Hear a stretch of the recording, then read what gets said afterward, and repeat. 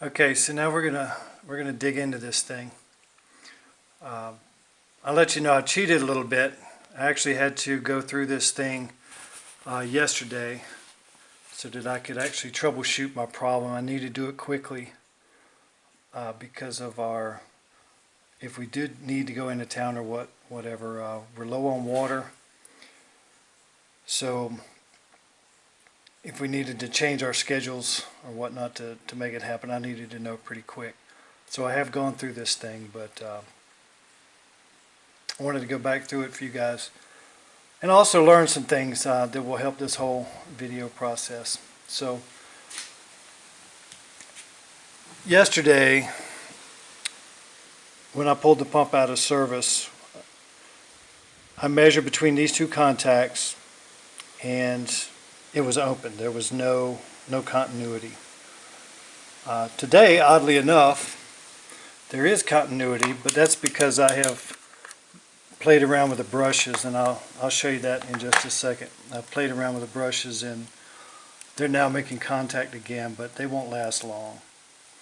So really, the only thing I've done here is I've got my meter set to continuity. Can you see the meter? Okay, cool. And hopefully you can hear that buzzing sound. Okay. And when we set these on here, see, now we hear a buzzing sound because it's making contact again. But like I said, it won't last long, and I'll show you why. So the first thing we're going to do is we're going to take the top off here. The tools that you'll need for this are a couple of different size Allen wrenches and a Phillips head screwdriver. So we'll start taking these screws off. I show you guys these videos on this channel because living off grid and living remotely, sometimes you have to do your own maintenance. There's no other way around it. There's nobody to call or to come here or to handle problems. So sometimes you just have to figure out, whatever the problem is and how to at least temporarily solve it long enough to where you can get to supplies or to help or to spare parts or whatever you need. Over the past 10 years, I've become much better at problem solving and identifying exactly what the problem is. And sometimes it's not always what you seem or what it seems. Sometimes if you break a problem down to its bare root, whether it be I need a cup. Okay, well, a cup is a cup. What does a cup do? A cup holds water. So what you need to have is something that holds water, that doesn't let the water out, that can allow you to do whatever it is you're trying to do with a cup. So being out here isolated has really shown light on how to solve certain problems, such as, like in the other videos, we discussed having to resize the motor brushes by hand because you can't get the sizes that you need. Well, a brush is a brush. It provides a function. So you help it provide that function, whatever it is. In this case, it's simply to make contact. So now we got our screws out, and again, thoroughly impressed. This pump has been underwater for 6 years. This is a stainless steel screw that has been in moderately salt water. I mean, salt water you could drink. You can taste the salt. Probably won't kill you.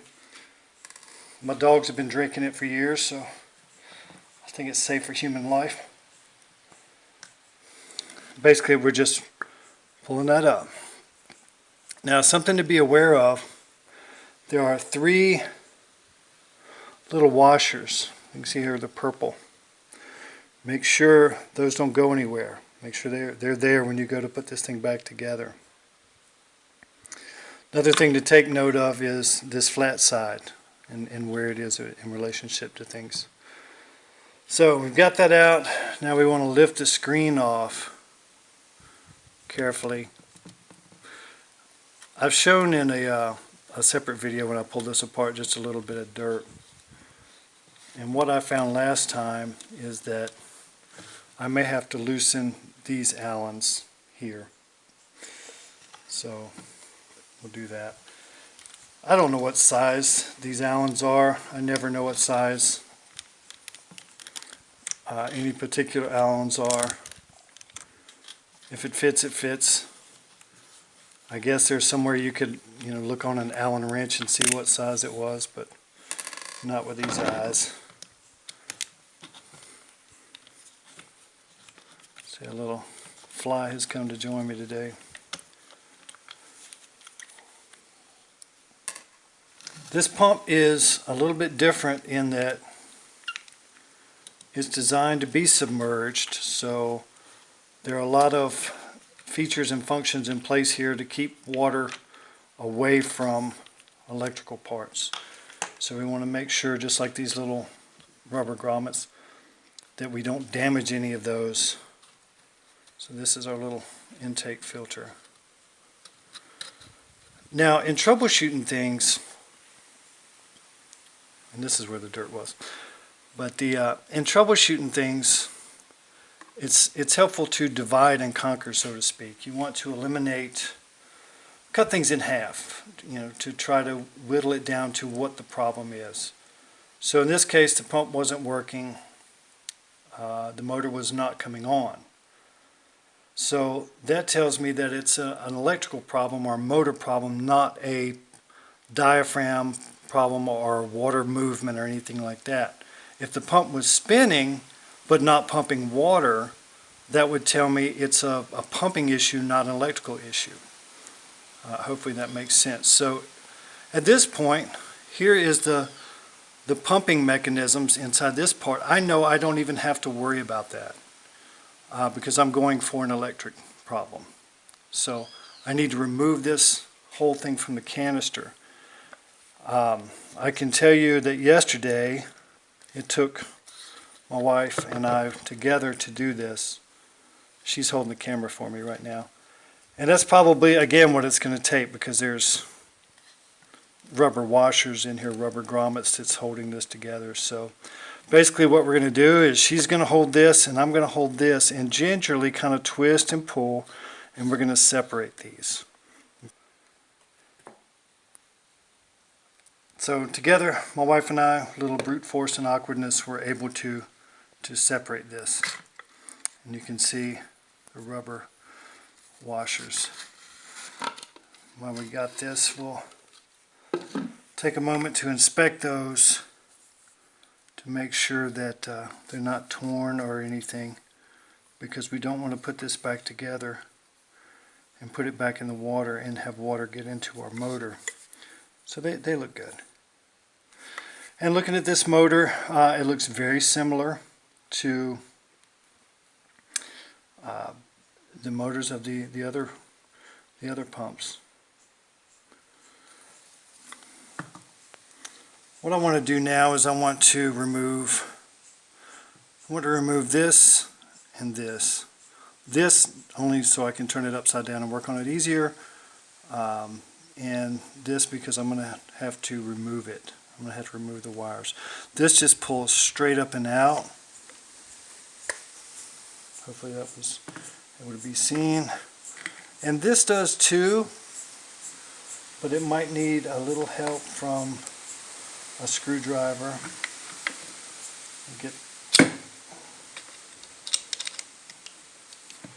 You want to be careful. And right here I'm just putting that under that little edge. And I'm just going to pry up gently.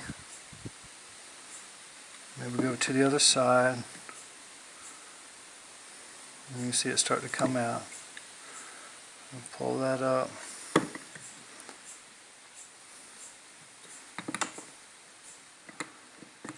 This also has washers and grommets on it.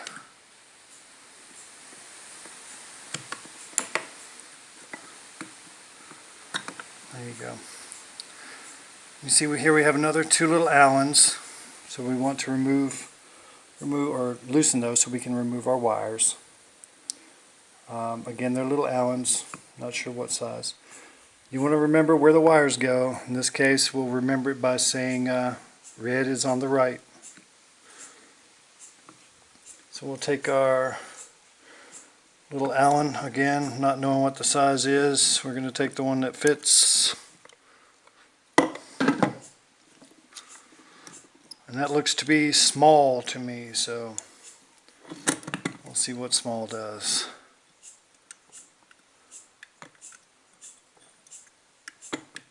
Hey, guessed right from the beginning, so I just want to loosen those up.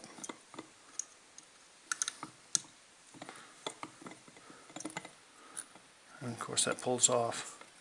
Again, red is on the right. And these wires go through these little holes, so basically we can just pull those straight out. And that allows us to get to these guys. A handy dandy little screwdriver.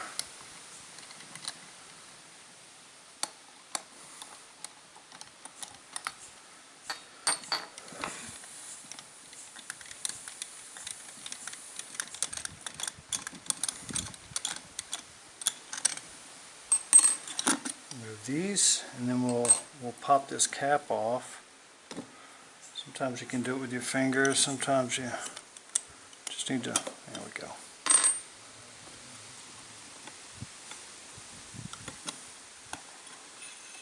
Slide that out. At this point, I'm going to take this out so you can see it. It's just a dust cover. This is our brush housing, or where the brushes and the heat sensor are. So we want to pull this out. Usually I grab it right here by the wires and just kind of work it. See if I can get it to loosen up a little bit. And then once it starts coming, see it's starting to come now. Then I use my special handy dandy pipe. I just want to put that in there. On the other side today. It's too big. I want to put that in there so that when I lift it, the brushes and springs don't go flying everywhere. So you can see that it kept my two brushes here and all the springs together. So now I can inspect that before they go moving around to see what's going on. And you can clearly see here that the brushes are wearing down right to the wire. So now what had happened before, the reason it didn't make contact in the beginning and now is making contact is probably because this brush had extended all the way out with the spring. So there's, and as it was wearing down, there was no longer any tension and the spring wasn't pushing it anymore. So eventually there became a gap between the stator itself in here and the brush. And of course yesterday when I was in here messing around and put it back, the spring pushed against it again and it was making contact. But as we can see, the brush is gone. So it might work for a week, but that's not what I want to do.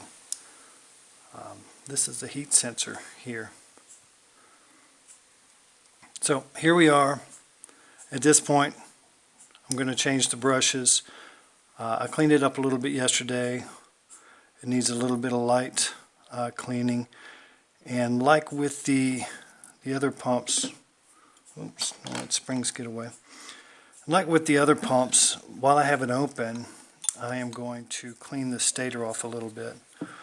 So I'm going to slide this out. Be careful. This is just the magnet pressure that's holding that. So secure one piece with one hand and the outer sleeve with the other hand and just pull off that magnet. This is the part that I'm referring to. This is the little copper part that the brushes actually make contact with.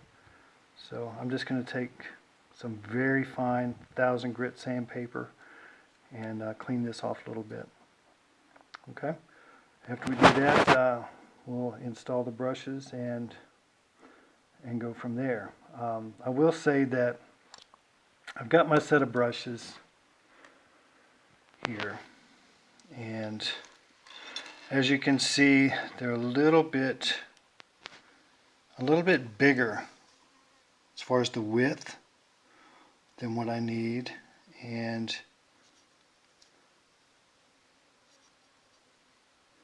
about the same size that way that I need.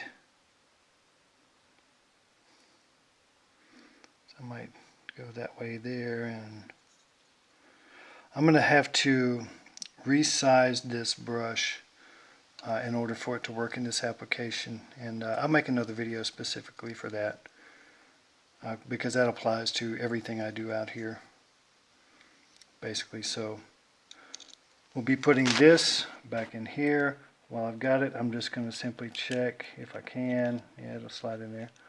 You know, that might actually be a good size. That's doing well.